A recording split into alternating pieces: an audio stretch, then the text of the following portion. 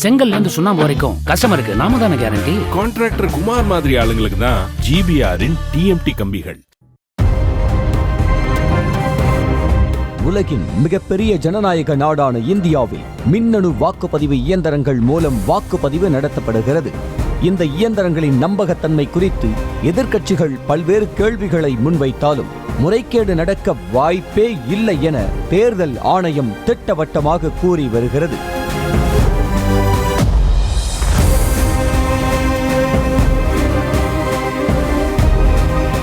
அமெரிக்காவில் நடைபெற்ற தேர்தலில் முறைகேடுகள் அரங்கேறியிருப்பதாக சுயேட்சை அதிபர் வேட்பாளர் ராபர்ட் எஃப் கென்னடி தனது எக்ஸ் பக்கத்தில் பதிவிட்டிருந்தார்.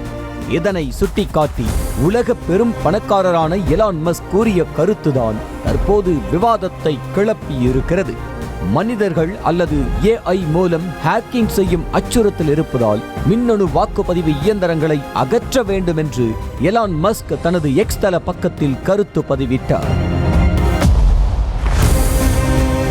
இந்த பதிவுக்கு முன்னாள் மத்திய தகவல் தொழில்நுட்பத்துறை இணை அமைச்சர் ராஜு சந்திரசேகர் இந்திய மின்னணு வாக்குப்பதிவு இயந்திரங்கள் மிகவும் பாதுகாப்பானவை என்றும் வெளிப்புறத்திலிருந்து ஹேக் செய்ய முடியாதவை என்றும் பதிலளித்தார்.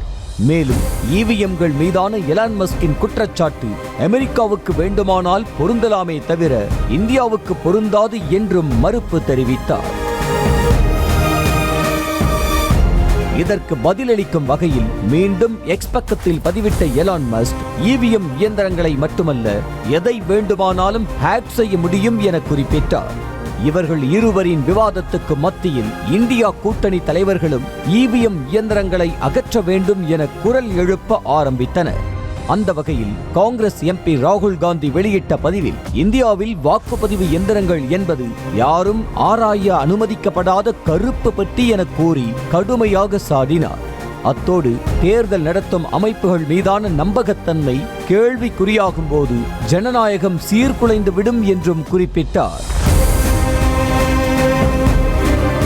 மேலும் எலான் மஸ்க் பதிவை மேற்கோள் காட்டி சமாஜ்வாடி கட்சி தலைவர் அகிலேஷ் யாதவும் குரல் எழுப்பியுள்ளார்.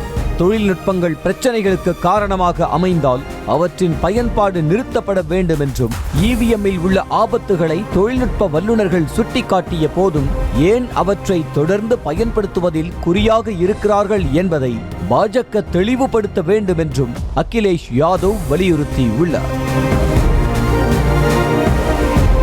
இவ்வாறு EVM இயந்திரங்களின் நம்பகத்தன்மை குறித்து தொழிலதிபர் எலான் மஸ்க் பற்ற வைத்த நெருப்பு சமூக வலைத்தளங்களில் கொழுந்துவிட்டு எரிந்து கொண்டிருக்கும் வேளையில் மகாராஷ்டிராவில் வாக்கு எண்ணும் மையத்தில் செல்போன் மூலம் EVMகளில் முறைகேடு நடந்ததாக குற்றச்சாட்டு எழுந்தது.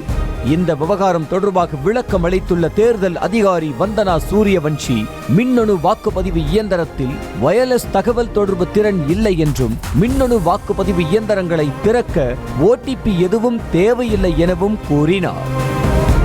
கற்ற கம்பில இருந்து அடிக்கிற ஆணி வரைக்கும் எல்லாம் குவாலிட்டியா இருக்கணும்ல. பிரகாஷ் போன்றவர்களுக்காகவே ஜிபிஆரின் டிஎம்டி கம்பிகள். செய்திகளை உடனுக்குடனும் துல்லியமாகவும் தெரிந்து கொள்ள சப்ஸ்கிரைப் பண்ணுங்க.